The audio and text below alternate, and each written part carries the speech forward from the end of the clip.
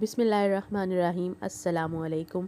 मैं हूँ recipe time में आपके साथ मिसेस बुखारी और आज मैं लेकर आई हूँ एक special recipe with special tadka touch. आज रेसिपी टाइम में हम बनाने जा रहे हैं दाल माश विद दाल चना। खाने तो बहुत सारे हैं लेकिन दाल चावल जैसा जायका किसी खाने में नहीं मिलता। आज हम बनाएंगे दाल चना और दाल माश और इसको लगाएंगे एक स्पेशल तड़का और हम इसको एंजॉय करेंगे वाइट चावलों के साथ। लेकिन रेसिपी स्टार्ट करने से पहले मैं आपसे यही कहना चाहूँगी, kindly don't forget to subscribe my channel recipe time and press the bell icon. दाल माश और दाल चना बनाने के लिए हमने एक प्रेशर कुकर में लिया है 12 ग्लास पानी, रेड चिली पाउडर 2 टेबलस्पून और टर्मेरिक पाउडर यानी हल्दी पाउडर 1 टेबलस्पून। इसको हमने अच्छे से मिक्स किया है और गर्म होने के लिए फर्नेस पे रख दिया है। अब हम लेंगे अच्छे से धुली हुई और अच्छे से भिगोई हुई दाल माश और दाल चना।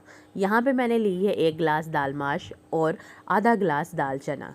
इसको मैं प्रेशर कुकर के अंदर रखे हुए गर्म पानी के अंदर शामिल कर लूँगी और लिड के साथ कवर करके हम इसको वेट लगा देंगे। अब हम विसल का इंतज़ार करेंगे और विसल स्टार्ट होने के बाद 3 से 4 मिनट नोट कर लेंगे। 3 से 4 मिनट के बाद अब हम लिड को रिमूव करेंगे।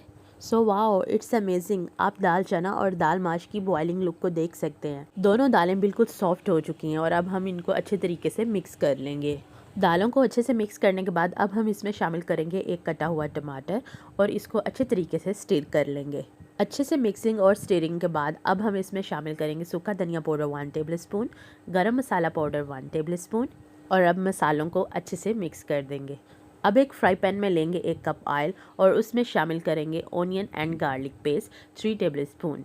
अब ऑनियन और गार्लिक पेस्ट को ऑयल में अच्छे से फ्राई करेंगे और तब तक फ्राई करेंगे जब तक इसका कलर अच्छे से ब्राउन ना हो जाए। जैसे ही इसका कलर हो जाएगा अच्छे से brown, it's mean tadka is ready. अब हम इस तड़के को दाल चना और दाल माश के अंदर कर लेंगे शामिल और फ्राई पैन को कर लेंगे अच्छे से क्लीन। और अब हम तड़के को दाल चना और दाल माश के अंदर कर लेंगे अच्छे तरीके से मिक्स और अच्छे तरीके से करेंगे स्टिर।